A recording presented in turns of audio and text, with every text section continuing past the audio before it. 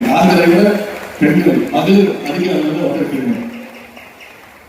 அதனாலதான் இன்னைக்கு இந்த ராணிப்பேட்டையில ராணிகளுக்கு அதிக முக்கியத்துவம் தருகின்ற நிகழ்ச்சியை ராணிப்பேட்டை காந்தி அவர்கள் ஏற்பாடு செய்து எனக்கு அதில் கலந்து கொள்ள உங்களை எல்லாம் சந்திக்கின்ற அந்த வாய்ப்பை ஏற்படுத்தி கொடுக்கின்றார். 73,000 பேருக்கு நலத்திட்டம் கொடுக்கிறோம்னா அதுல 55,000 பேர் மகளிர் பெண்கள் என்று சொல்வதில் நான் மிகுந்த மகிழ்ச்சி அடைகின்றேன். இந்த நிகழ்ச்சி மட்டுமல்ல, பொதுவாகவே நம்முடைய அரசு அமைந்த பிறகு நம்முடைய முதலமைச்சர் தலைமையிலான திராவிட மாடல் அரசு ஆட்சி பொறுப்பு ஏற்றதிலிருந்து அது மகளிருக்கான அரசாக, பெண்களுடைய முன்னேற்றத்திற்கான அரசாகவே தொடர்ந்து செயல்பட்டுக் கொண்டிருக்கிறது. மகளிர் பெண்கள் பொருளாதாரத்தில் முன்னேறி வரணும், யாரையும் எதிர்பார்த்து இல்லாம அவங்களுடைய சொந்த காலம் நிற்க கொண்டு நம்முடைய முதலமைச்சர் அவர்கள் பல்வேறு திட்டங்களை நிறைவேற்றி வருகின்றார். நம்முடைய அரசு கொண்டு வந்திருக்கக்கூடிய திட்டங்களை எல்லாம் பார்த்தாலே உங்களுக்கே புரியும். ஆட்சிக்கு வந்த உடனே நம்முடைய முதலமைச்சர் போட்ட முதல் கையெழுத்து மகளிருக்கான அந்த விடியல் பயண திட்டத்திற்கான அந்த கையெழுத்து தான். இன்னைக்கு அந்த திட்டத்தின் மூலம் தமிழ்நாடு முழுக்க இந்த 4 வருஷத்துல மகளிர் விடியல் பயண திட்டத்தின் மூலமாக 820 கோடி பயணங்களை மகளிர் மேற்கொண்டிருக்கிறாங்க. ஒவ்வொரு மகளிரும் மாதம் 900 ரூபாய் 1000 ரூபாய் வரைக்கும் சேமிக்கின்றாங்க. குறிப்பிட்டு சொன்னா இந்த ராணிப்பேட்டை மாவட்டத்தில் மட்டும் சுமார் 8 கோடி பயணங்களை மகளிர் விடியல் பயண திட்டத்தின் மூலம் மகளிர் மேற்கொண்டிருக்கிறாங்க. இதுதான் அந்த திட்டத்தினுடைய இந்த அரசுடைய வெற்றி. அதே மாதிரி இன்னைக்கு அரசு பள்ளியில படிச்சு பள்ளிக்கூடம் போன மட்டும் பத்தாது, உயர்கல்வி படிக்கணும்ன்ற நோக்கத்தோடு நம்முடைய முதலமைச்சர் அறிவித்த திட்டம் தான் புதுமை பெண் திட்டம், தமிழ் புதல்வர் திட்டம். உயர்கல்வி சேரும் பொழுது ஒவ்வொரு மாணவனுக்கும் மாணவிக்கும் மாதம் 1000 ரூபாய் கல்வி ஊக்கத்தொகை, இப்படி பல்வேறு திட்டங்களை செயல்படுத்திக்கிட்டு இருக்கிறோம். இன்னைக்கு புதுமை பெண் தமிழ் புதல்வர் திட்டத்தின் மூலமாக 8 லட்சம் மாணவ மாணவிகள் பயன்பெற்று வராங்க. இந்த ராணிப்பேட்டை மாவட்டத்தில் மட்டும் 16,000 மாணவர்களுக்கு இந்த கல்வி ஊக்கத்தொகையை நம்முடைய அரசு வழங்கி கொண்டு வருகின்றது. அதே போல முதலமைச்சருடைய காலை உணவு திட்டம், வேலைக்கு போன பெற்றோர்கள் காலையில எந்திரிச்சு சமைக்கிறதுக்கு நேரம் இருக்காது, குழந்தைங்களை வெறும் வயிற்றுல பசியோட அனுப்பிச்சு விட்டுருவாங்க பள்ளிக்கூடத்துக்கு.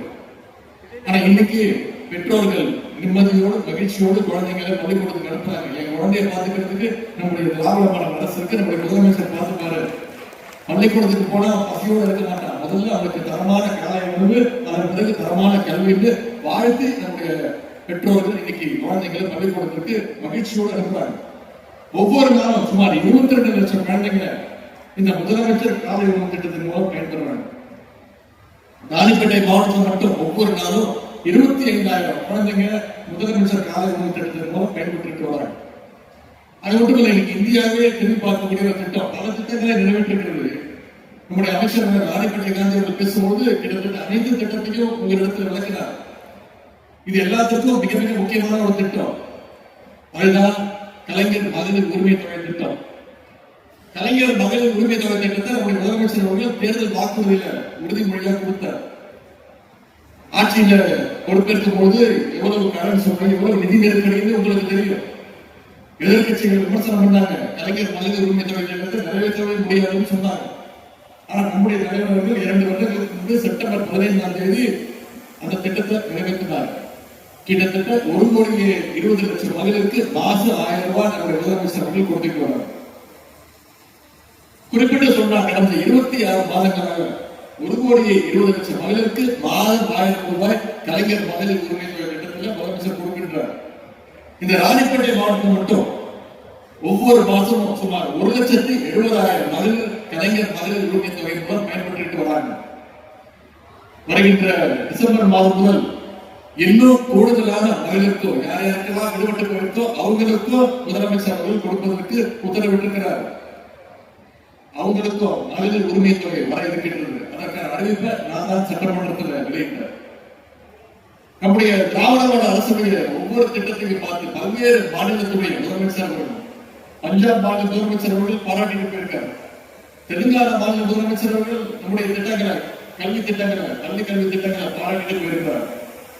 இப்படி பல வகையில் இன்னைக்கு இந்தியாவுக்கு ஒரு எடுத்துக்காட்டு மாநிலமாக, ஒரு எடுத்துக்காட்டு முதலமைச்சராக நம்முடைய முதலமைச்சர் அவர்கள் சிறப்பாக இந்த மாநிலத்தை வழிநடத்திக் கொண்டிருக்கிறார். குறிப்பா இங்க ஏராளமான மகளிர் சுய உதவி குழுக்களை சேர்ந்த அருமை சகோதரர்கள் வந்திருக்கிறீங்க. நீங்க குழுவில் இருக்கிறது மூலம் மற்றவங்களுக்கு எல்லாம் ஒரு எடுத்துக்காட்டாக இன்ஸ்பிரேஷனாக உங்களுடைய செயல்பாடுகள் இருக்கின்றது.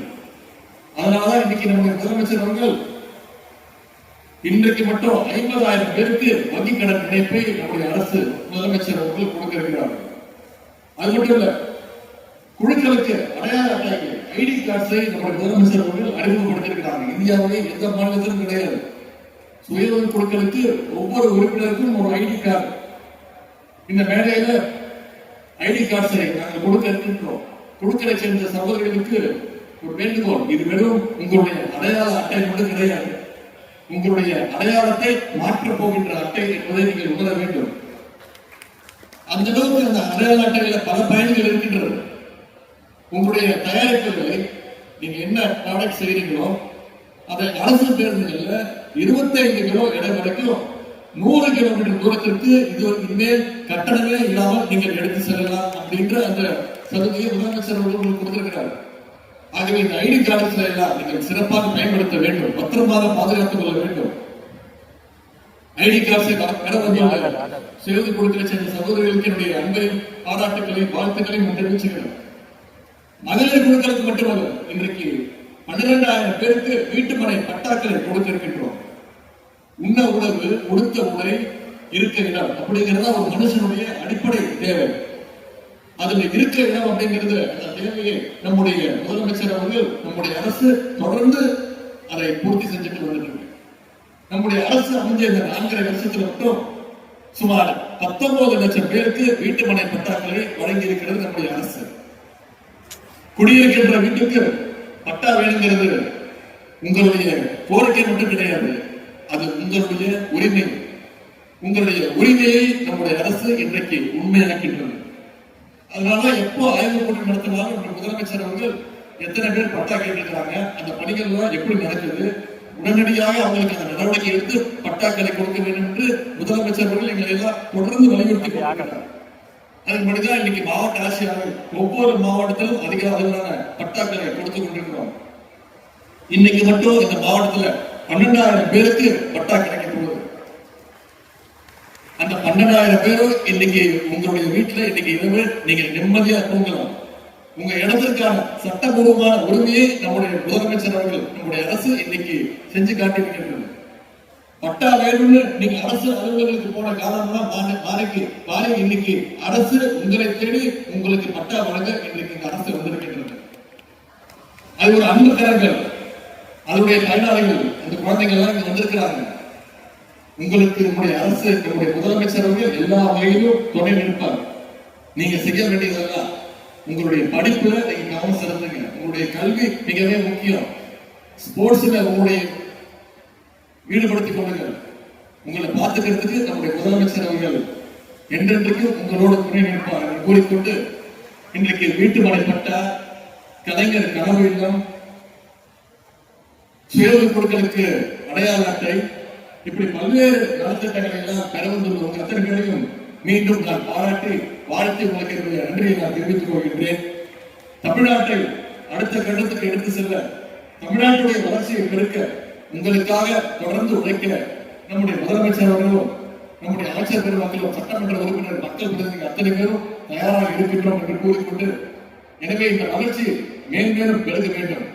அதற்கு எப்போதும் போல உங்களுடைய ஆதரவு நம்முடைய முதலமைச்சருக்கும் நம்முடைய அரசுக்கும் தொடர வேண்டும் என்று உங்களை எல்லாம் அன்போடு கேட்டுக் கொள்கின்றேன்.